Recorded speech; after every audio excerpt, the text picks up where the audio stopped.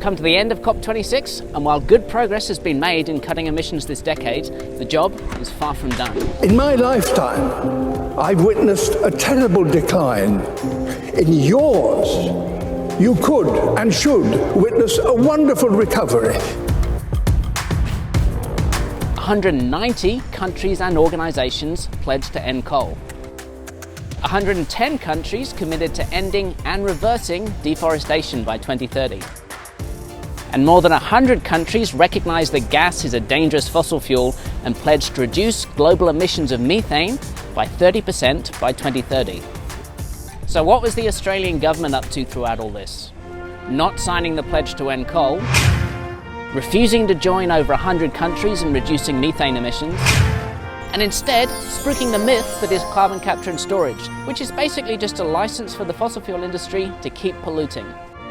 What you wished means shut up. Australia arrived at COP26 as the worst performing of all developed countries when it comes to taking action on climate change. And we've done nothing to change that. In fact, other countries have picked up the pace and left Australia even further behind.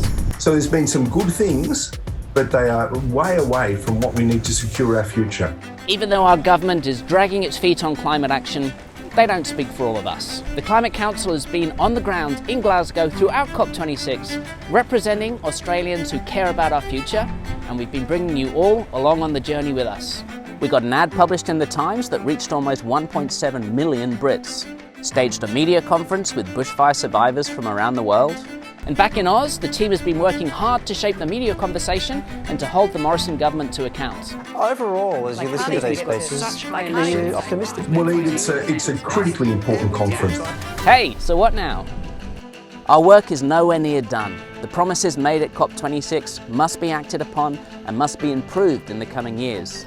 In fact, all countries need to urgently step up their efforts to do more tomorrow than they are today. And as for Australia, our government leaves COP26 as a global outlier stuck in a polluting past. But this urgently needs to change, and it's going to take all of us to make sure that happens. Perhaps the fact that the people most affected by climate change are no longer some imagined future generation, but young people alive today. Perhaps that will give us the impetus we need to rewrite our story, to turn this tragedy into a triumph.